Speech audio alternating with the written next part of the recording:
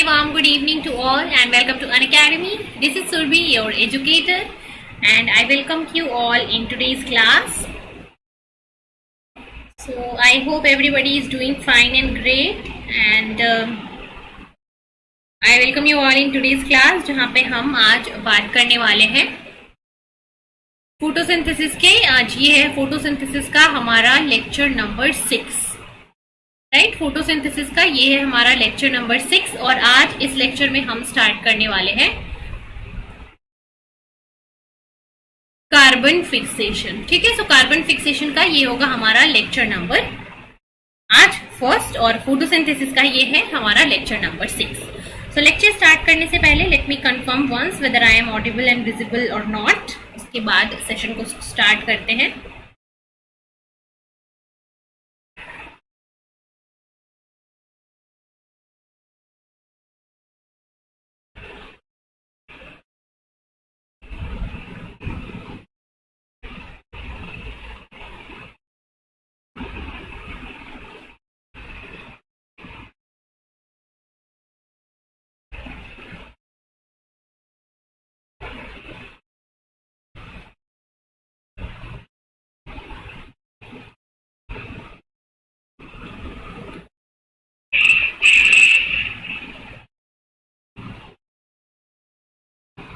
Okay, so I think the video is live now, so let's start today's lecture. And before moving into the lecture, let me tell you a few important things related to Unacademy, benefits of Unacademy, why you should join Unacademy. तो Unacademy का platform आपको बहुत सारे advantages, बहुत सारे benefits देता है। जैसे कि आपको इस प्लेटफॉर्म पे मिलेगा प्लस सब्सक्रिप्शन एक्सेस, और प्लस सब्सक्रिप्शन एक्सेस के साथ आप इंडिया के बेस्ट एजुकेटर्स के साथ ऑनलाइन लाइव सेशन अटेंड कर सकते हो। ठीक है, यहाँ पे ऑनलाइन लाइव सेशन आपको मिलेगा अनअकैडमी के एजुकेटर्स के साथ, और इन लाइव सेशन के अंदर आप अपने डाउट पूछ सकते हो, आप पोल्स में पार्टिसिपेट कर सकते हो, आप डिस्कशन कर सकते हो। यहाँ पे ये सारी बेनिफिट आपको अनअकैडमी का प्लेटफॉर्म देगा। इसके साथ आपको यहाँ पे unlimited test series, unlimited practice session, well structured, well scheduled course भी मिलता है। तो प्लस कोर्स के अंदर ये सारी बेनिफिट्स, ये सारे एडवांटेजेस आपको मिलेंगे। इसके अलावा अगर आप आइकनिक सब्सक्रिप्शन में जाना चाहते हो, तो आइकनिक सब्सक्रिप्शन आपको personal guidance, study planner, study material, expert guidance and test analysis, ये सारी अलग अलग एडवांटेजेस आपको देगा जो है वो आइकनिक सब्सक्रिप्शन के अंदर। इन सारी चीजों को, बेनिफिट्स को अगर आपको अवेल करना है तो आप उसके लिए अनअकैडमी का लर्निंग ऐप डाउनलोड कर सकते हैं प्ले स्टोर से। प्ले स्टोर पे आपको अनअकैडमी का लर्निंग ऐप मिल जाएगा जो कि बिल्कुल फ्रीली अवेलेबल होगा यहाँ पे, और आप अनअकैडमी का लर्निंग ऐप डाउनलोड करके अपना गोल सेलेक्ट कर लोगे CSIR UGC net. CSIR UGC net की कैटेगरी में आप अनअकैडमी की स्पेशल क्लासेस, प्लस क्लासेस और आइकनिक क्लासेस तीनों ही चीजें देख सकते हो। तो अनअकैडमी की स्पेशल क्लासेस जो बच्चे देखना चाहते हैं, इंटरेस्टेड हैं, फ्री क्लासेस अनअकैडमी की देख सकते हैं। वो फ्री क्लासेस होती है अनअकैडमी की स्पेशल क्लासेस। ठीक है, अनअकैडमी की स्पेशल क्लासेस होती हैं फ्री क्लासेस। और अगर आप अनअकैडमी का प्लस कोर्स ज्वाइन करना चाहते हो तो इसके लिए अनअकैडमी प्लस पे क्लिक करना होगा एंड देन आपको अपना प्लान सेलेक्ट करना होता है।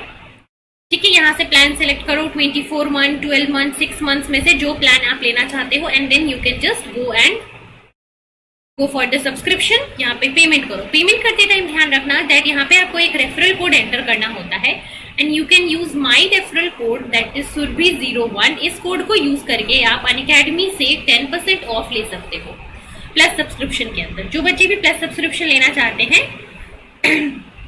वो प्लस सब्सक्रिप्शन लेने के लिए मेरा रेफरल कोड यूज कर सकते हैं, और इस कोड को यूज करके आप अनअकैडमी पे 10% ऑफ ले सकते हो ड्यूरिंग योर प्लस सब्सक्रिप्शन।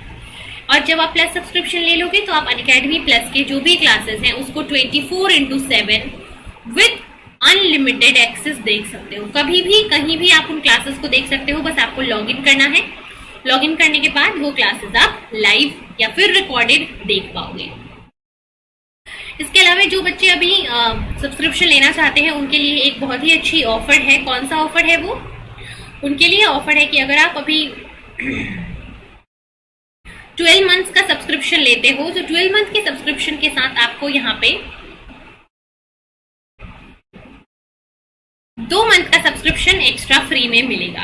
अगर आप यहाँ पे ले रहे हो 8 to 15 सितंबर के बीच में, तो 12 मंथ के सब्सक्रिप्शन के साथ 2 मंथ की एक्स्ट्रा सब्सक्रिप्शन आपको मिलने वाली है। इसके साथ ही अगर आप चाहते हो कि 3 मंथ का सब्सक्रिप्शन लेना, सो प्राइसेस जो है 3 मंथ के सब्सक्रिप्शन प्लान की वो आपकी हाइक होने वाली है। प्राइस हाइक अलर्ट आ चुका है, तो जो बच्चे भी 3 मंथ के सब्सक्रिप्शन के लिए इंटरेस्टेड हैं वो अपना सब्सक्रिप्शन आज ही ले ले, इससे पहले कि प्राइस हाइक हो और आपको प्राइस में लेना पड़े। सो ये 3 मंथ सब्सक्रिप्शन जो है इसका प्राइस हाइक अलर्ट आ चुका है। तो जो बच्चे भी इंटरेस्टेड हैं वो इस सब्सक्रिप्शन को ले सकते हैं, ठीक है।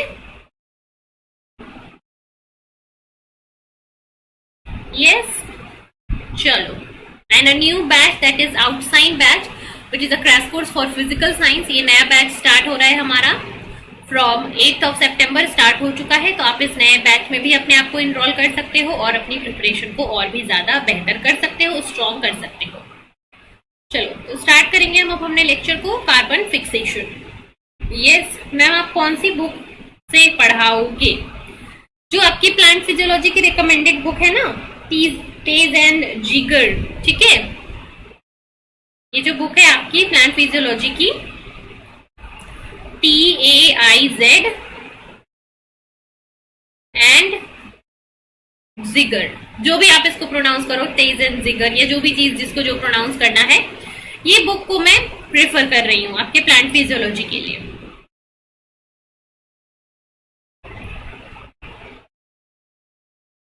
चलो फिर स्टार्ट करें लेक्चर।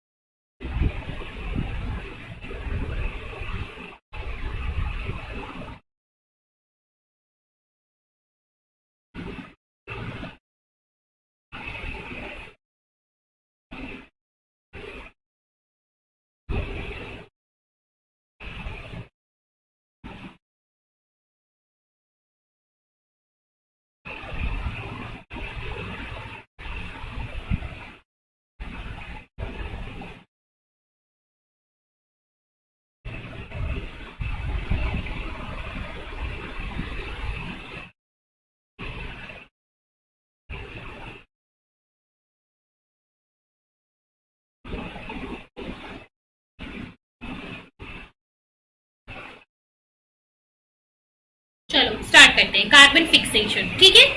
सो हमने लास्ट लेक्चर्स में, अपने जो लास्ट 5 लेक्चर्स है उसमें हमने लाइट रिएक्शन के बारे में पढ़ा है और देखा है कि लाइट रिएक्शन में क्या होता है। लाइट रिएक्शन में मेनली आपका जो क्लोरोफिल है वो लाइट को एब्जॉर्ब करता है। क्लोरोफिल लाइट को एब्जॉर्ब करेगा, ठीक है, with the help of different antenna complexes like chlorophyll, carotenoids etcetera.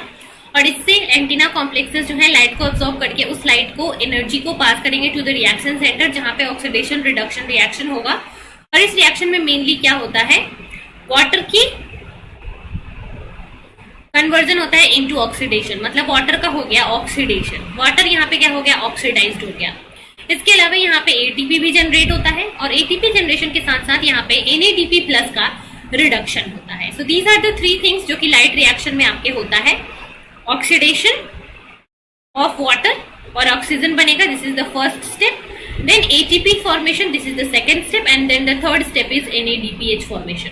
तो ये 3 प्रोडक्ट्स आपको मिलते हैं कहां से, लाइट रिएक्शन से। 3 प्रोडक्ट्स मिलते हैं, ऑक्सीजन, ATP और NADPH। ये 3 प्रोडक्ट आपको कौन देता है, 3 प्रोडक्ट आपको देता है लाइट रिएक्शन, जहां पे ATP, NADPH फर्दर यूज हो जाता है आपके लिए बॉडी में, और ऑक्सीजन जो है वो इन्वायरमेंट के अंदर रिलीज हो जाता है because it is a gas. Now what happen, ये जो NADP कन्वर्ट हुआ NADPH में और ये जो ATP बना, अब ये दोनों यूज होते हैं कहां पे, कार्बन फिक्सेशन रिएक्शन में, ठीक है। So the photochemical oxidation of water to molecular oxygen is coupled with the generation of ADP and the reduction of NADP+. So water के हाइड्रोलिसिस के साथ लाइट रिएक्शन में 2 और स्टेप्स भी होते हैं। एक होता है conversion of NADP+ into NADPH and generation of ATP. Now by reaction taking place in the thylakoid, ये जो लाइट रिएक्शन होता है कहाँ होता है, थाइलेकॉइड मेम्ब्रेन के अंदर होता है। Now, the reaction catalyzing the reduction of CO2 to carbohydrate are coupled to the consumption of this ATP and NADPH in the stroma. ठीक है, so we have already discussed that आपके carbohydrate का synthesis कहाँ पे होता है, stroma के अंदर. ठीक है, ये अगर क्लोरोप्लास्ट है तो यहाँ पे कुछ स्टैग्ड, नॉन स्टैग्ड थाइलेकॉइड्स होते हैं और इसके बाद जो स्पेस बचता है ये होता है स्ट्रोमा. तो आपका लाइट रिएक्शन इस थाइलेकॉइड के अंदर होता है और dark reaction that is CO2 fixation और कार्बन फिक्सेशन ये कहाँ होता है, ये होता है आपका इस स्ट्रोमा के अंदर. ठीक है, सो लाइट रिएक्शन के अंदर जो दो प्रोडक्ट्स होते हैं कौन कौन से, NADPH और ATP. These NADPH and ATP are further utilized during the dark reaction for the reduction of CO2. तो फर्स्ट में H2O का ऑक्सीडेशन, H2O का ऑक्सीजन इंटू O2 ये लाइट रिएक्शन में ही हो जाता है. लेकिन जो फोटोसिंथेसिस का सेकेंड रिएक्शन है जहां पे CO2 कन्वर्ट होता है इनटू कार्बोहाइड्रेट, ये कन्वर्जन कब होता है, डार्क रिएक्शन में. इसीलिए फोटोसिंथेसिस को लाइट रिएक्शन और डार्क रिएक्शन दोनों के कॉम्बिनेशन को हम बोलते हैं. सिर्फ लाइट रिएक्शन होना मतलब कि फोटोसिंथेसिस होना नहीं होता है, सिर्फ डार्क रिएक्शन होना मतलब कि फोटोसिंथेसिस होना नहीं होता है. दोनों साथ में कोऑर्डिनेट करके एक फोटोसिंथेसिस रिएक्शन को करते हैं. और यहाँ पे क्या होता है, जो लाइट रिएक्शन का प्रोडक्ट होता है वो डार्क रिएक्शन में रिएक्टेंट की तरह यूज किया जाता है. ठीक है, कौन से प्रोडक्ट, NADPH एंड ATP. ये जो NADPH और ATP यहाँ पे बने ये अब कार्बन फिक्सेशन रिएक्शन और डार्क रिएक्शन में यूज किए जाते हैं. Right, so is this clear everyone?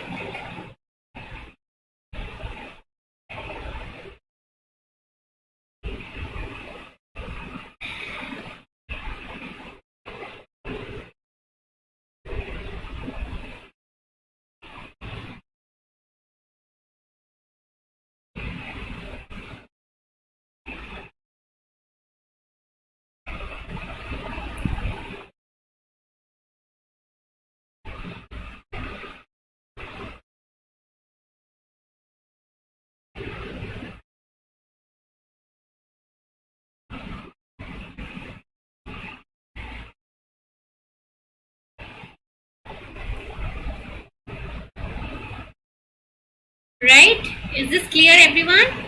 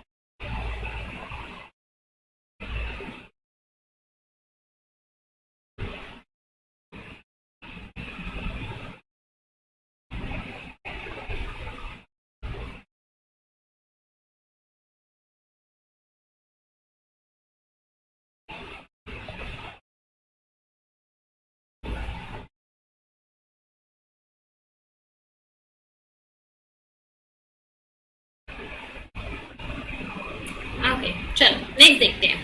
So these stroma reactions that are the carbon fixation reaction were long thought to be independent of light and therefore they are termed as dark reaction.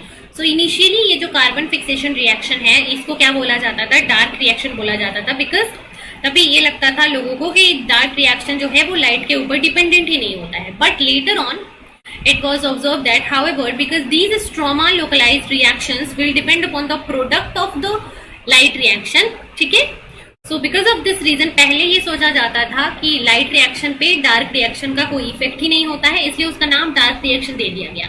लेकिन बाद में ये पता चला कि जो dark reaction हो रहा है या फिर जो कार्बन फिक्सेशन रिएक्शन हो रहा है उसमें आपके लाइट रिएक्शन के प्रोडक्ट्स जो है वो यूज हो रहे हैं. सो यहाँ पे ये लाइट रिएक्शन के ऊपर डिपेंड कर रहा है, इसलिए इसको नाम लाइट रिएक्शन और डार्क रिएक्शन ना देके थाइलेकॉइड रिएक्शन और कार्बन फिक्सेशन या फिर कार्बन रिएक्शन दिया गया. So more preferably they are known as carbon reaction और कार्बन रिडक्शन रिएक्शन, ठीक है। And this carbon reduction reaction or this carbon reaction or this carbon fixation is known as Calvin cycle.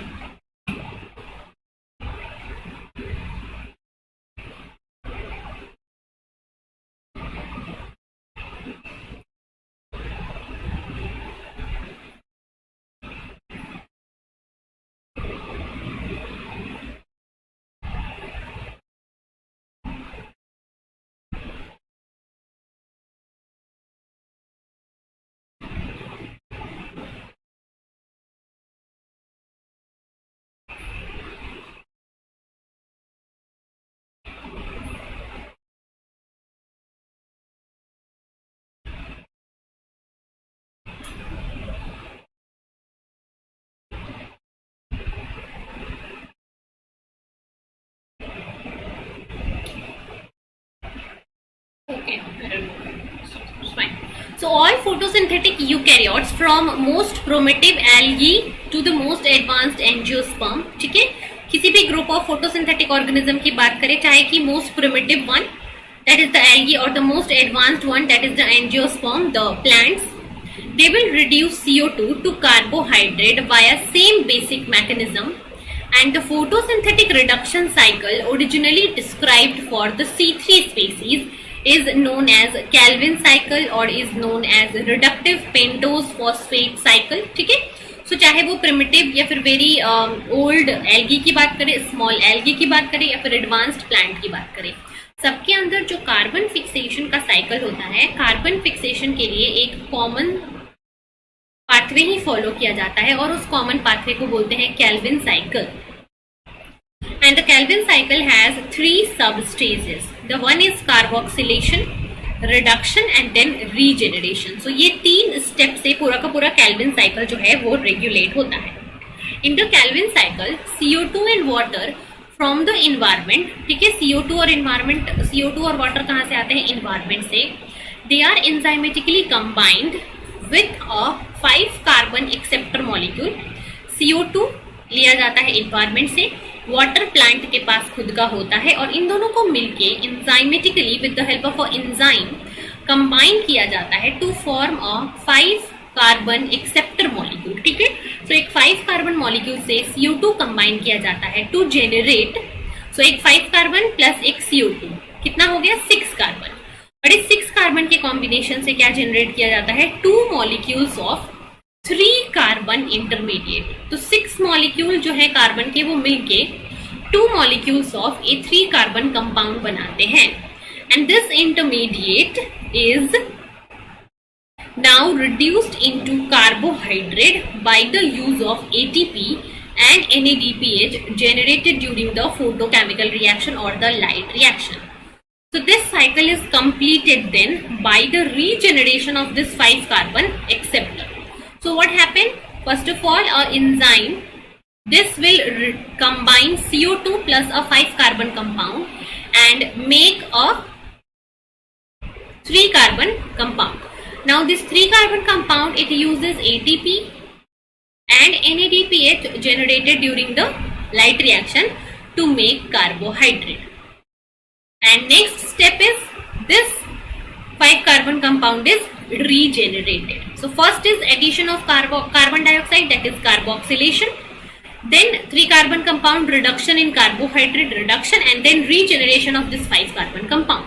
So ये 3 step होता है during the Calvin cycle. Carboxylation मतलब CO2 का addition, reduction मतलब कि carbon का रिडक्शन, देन रीजेनरेशन मतलब कि 5 कार्बन कंपाउंड का वापस से regeneration. So these are the 3 major steps जो कि कैल्विन साइकिल के टाइम पे होते हैं। And let me know if it is clear to all. Anybody kindly let me know अगर ये क्लियर है सबको।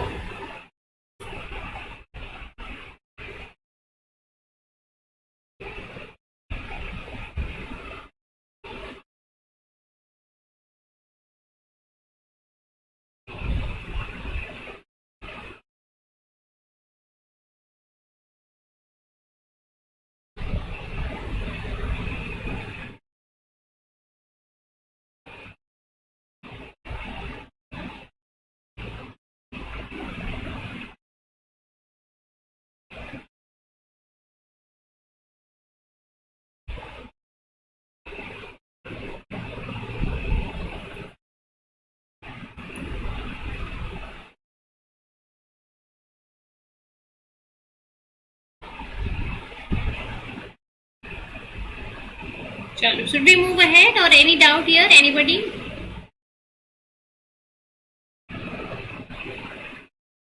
ठीक है, सो केल्विन साइकिल के अंदर ये 3 रिएक्शंस होते हैं। ठीक है, so in the Calvin cycle the CO2 and the water from the environment are enzymatically combined with a 5 carbon acceptor molecule to generate 2 molecules of 3 carbon intermediate. This intermediate is then reduced to carbohydrate by the use of ATP and NADPH. ठीक है, so the carbon in CO2, carbon जो CO2 में present है, इसके पास oxidation state क्या है? इस carbon की ऑक्सीडेशन स्टेट क्या है? +4 is the most oxidized form found in nature, that is the +4. So CO2 जो है उसके पास ऑक्सीडेशन स्टेट है +4. Now this CO2 will combine with a 5 carbon compound and get reduced into a 3 carbon compound, that is 3-phosphoglycerate. 3-phosphoglycerate में जो carbon होता है इसका oxidation state होता है +3. ठीक है, तो यहाँ पे +4 से +3 हो गया, मतलब कि रिड्यूस हो गया। फिर फर्दर क्या होगा? Further it is reduced into glyceraldehyde 3-phosphate. अब ये जो मॉलिक्यूल है ये further glyceraldehyde 3-phosphate that is a carbohydrate उसमें रिड्यूस हो जाएगा, which has a oxidation state of +1. So +4 से +3 हुआ, देन +1 हुआ। सो अल्टीमेटली ये क्या हो गया? +4 से +1 रिड्यूस हो गया। सो CO2 का इसलिए हम बोलते हैं रिडक्शन हो रहा है। So overall, the reaction in the Kelvin cycle completes the reduction of CO2 carbon and allow the formation of organic compounds like glyceraldehyde 3-phosphate और glucose. Glyceraldehyde 3-phosphate ultimately क्या करता है? ग्लूकोज बनाता है। So this is the whole thing about the Kelvin cycle. अब हम इस cycle को देखेंगे और ये जो 3 स्टेप है, कार्बोक्सिलेशन, रिडक्शन एंड रीजनरेशन, उसमें ईच स्टेप में क्या क्या चीजें होती हैं उसको अब हम देखने वाले हैं।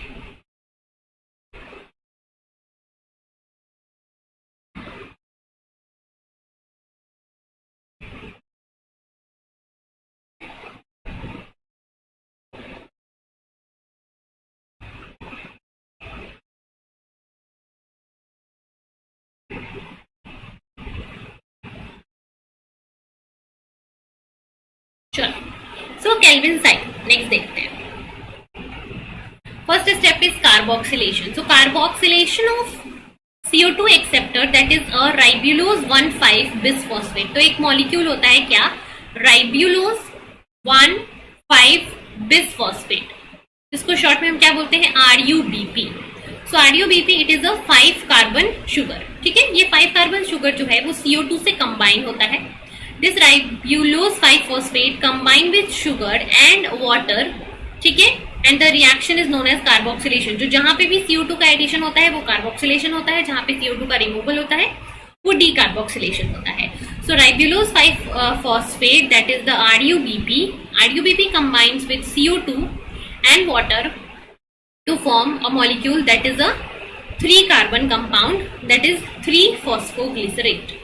ठीक है, so it will make 2 molecules of 3-phosphoglycerate, which is a intermediate in the Kelvin cycle. So this is the first step of Kelvin cycle, that is the carboxylation reaction. The next reaction is reduction. So what happened? The 3-phosphoglycerate, it get reduced to form a glyceraldehyde 3-phosphate, which is a carbohydrate. तो अब ये जो 3-phosphoglycerate है ये ATP को consume करके और NADPH को कंज्यूम करके कन्वर्ट होता है into glyceraldehyde 3-phosphate. Now this glyceraldehyde 3-phosphate will make different carbohydrate like sucrose, starch, right? So glyceraldehyde 3-phosphate will be formed by the reduction of 3-phosphoglycerate. 3-phosphoglycerate जो है वो reduce होके बनाता है glyceraldehyde 3-phosphate. Now what happen? Again this glyceraldehyde 3-phosphate is now because it is 2 molecules, so some will be used to make starch or glucose and some will be again used for regeneration. So regeneration of CO2 acceptor molecule that is RUBP, it will take place from the glyceraldehyde 3-phosphate. अब अगर सोचो इस reaction को continue होना है तो आपको कहीं से ये RUBP तो सप्लाई करना पड़ेगा ना. अगर मान लो RuBP यहाँ पे कार्बोक्सिलेशन में कंज्यूम हो गया, ये तो यूज हो गया, यहाँ पे CO2 यूज हो रहा है जो कि आपको इन्वायरमेंट से मिल जा रहा है, लेकिन इस RuBP का भी तो कोई सोर्स होना चाहिए। तो RuBP इस केल्विन साइकिल के टाइम पे ही क्या होता है, रीजनरेट हो जाता है। जो ग्लिसरॉल्डिहाइड 3 फॉस्फेट बना तो उसमें से कुछ ग्लिसरॉल्डिहाइड 3 फॉस्फेट जो है वो आपका कार्बन के कंपाउंड में कन्वर्ट हो जाता है, ग्लूकोज या स्टार्च में कन्वर्ट हो जाता है, और कुछ ग्लिसरॉल्डिहाइड 3 फॉस्फेट जो है वो वापस जाके रीजनरेट हो जाता है into RuBP। So the third step during this Calvin cycle is regeneration of CO2 into RuBP, right? So these are the 3 steps: carboxylation, reduction and regeneration. ठीक है? Is it clear?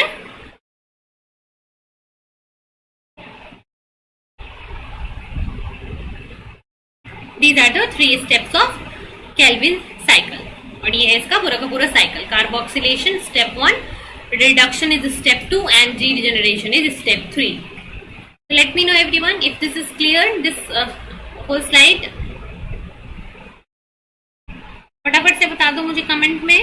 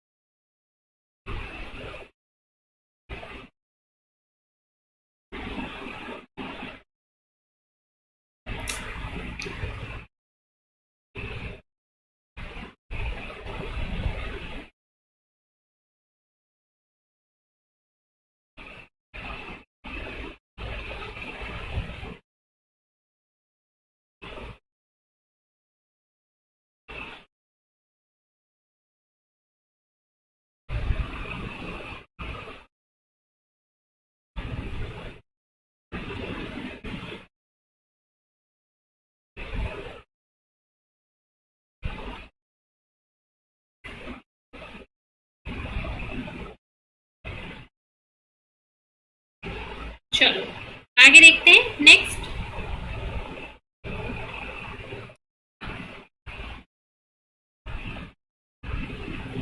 So the carboxylation of ribulose bisphosphate, that is RuBP, is catalyzed by the enzyme Rubisco. ठीक है, so Rubisco is a enzyme जो कि इस Calvin cycle में काम करता है। ओके, so enzyme Rubisco क्या होता है यहाँ पे, CO2 enters the Kelvin cycle by reacting with ribulose 1,5 bisphosphate, that is RuBP, to yield 2 molecule of 3-phosphoglycerate, and this reaction is catalyzed by an enzyme present in the chloroplast stroma, that is the Rubisco. Rubisco का full form क्या हुआ, R for ribulose, ठीक है, Rubisco, then ribulose bisphosphate carboxylase oxygenase enzyme, ठीक है। तो ये क्या है, ये एक रुबिस्को एंजाइम है जो कि इस केल्विन साइकिल के first reaction that is carboxylation को कैटेलाइज करता है। हाउएवर अगर आप ये नाम देखोगे, so this enzyme is a carboxylase also and a oxygenase also, मतलब ये CO2 और O2 दोनों को ही एज अ रिएक्टेंट यूज कर सकता है। So this enzyme has a oxygenase activity also, that means oxygen can compete with CO2 for this enzyme and the substrate RuBP, ठीक है। सो हाउएवर ऑक्सीजन और कार्बन डाइऑक्साइड में बात करें तो CO2 की एफिनिटी ज्यादा होती है इस एंजाइम के लिए, बिकॉज द नेगेटिव, अगर हम बात करें कि जब CO2 प्लस RuBP कंबाइन करके रिएक्शन करते हैं, so this reaction has a negative charge of free energy is very large. So the negative charge free energy associated with carboxylation of RuBP that means CO2 plus RUBP जो reaction है, इसका जो energy है, free energy change, वो highly negative होता है. That means it is a spontaneous reaction. So this reaction is favored in a forward reaction. This reaction is strongly favored in forward reaction because यहाँ पे जो free energy change की value है वो बहुत ही ज्यादा है, और इस higher free energy change value के कारण जो रुबिस्को एंजाइम है वो CO2 को ज्यादा फेवर करता है. ठीक है, तो this is the first reason why CO2 is favoured. The next is the affinity of rubisco for CO2 is high as compare to the oxygen. ठीक है, तो फोटोसिंथेटिक सेल में जो CO2 की एफिनिटी होती है रुबिस्को के लिए वो ज्यादा होती है, एज वेल एज जब CO2 RUBP से कंबाइन करता है तो उसकी फ्री एनर्जी चेंज भी बहुत हाईली नेगेटिव होती है. इन दो रीजन की वजह से अगर हम बात करें तो फोटोसिंथेटिक सेल में जो रुबिस्को एंजाइम है उसका कार्बोक्सिलेशन रिएक्शन जो है वो ज्यादा फेवर्ड किया जाता है. कार्बोक्सिलेशन रिएक्शन इज मोर या फिर मोस्ट फेवर्ड हियर. ठीक है,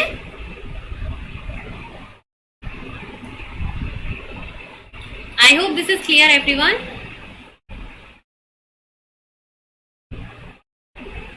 I am not getting any reply from anybody. What happened? समझ में नहीं आ रहा है, क्या प्रॉब्लम है? एनीबडी?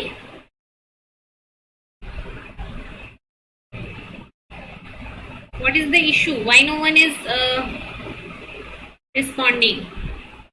कार्बन फिक्सेशन के इन सारे टॉपिक्स में अगर किसी को कुछ डाउट है so let me no in the comment.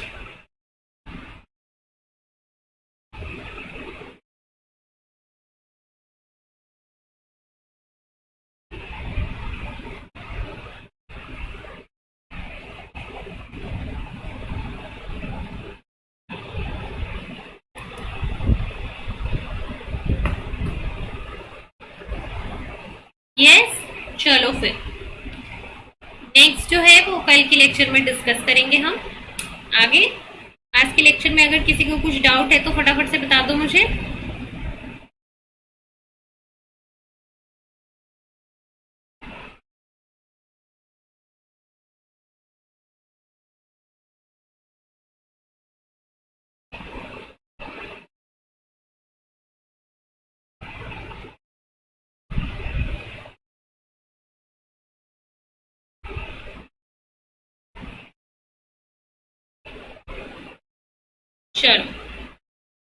चलो फिर आज के लेक्चर को हम यहीं पे एंड करेंगे. Will continue this session tomorrow. कल केल्विन साइकिल का लेक्चर जो है कार्बन फिक्सेशन का कल कंटिन्यू रहेगा, जहाँ पे हम रेगुलेशन और उसके आगे के स्टेप्स जो हैं देखेंगे कार्बन फिक्सेशन में जो भी पॉइंट्स आते हैं.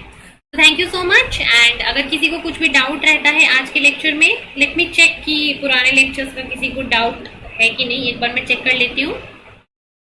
चलिए, अगर पुराने लेक्चर में किसी का कुछ डाउट हो तो मैं एक बार देख लेती हूँ,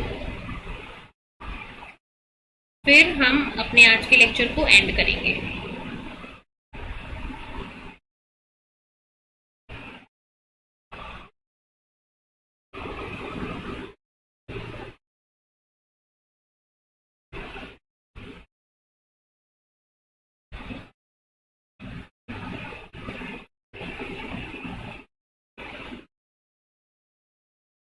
चलिए, सो आई थिंक किसी को कोई डाउट किसी का नहीं है लास्ट लेक्चर्स में भी. चलिए फिर आज के लेक्चर को यही एंड करते हैं.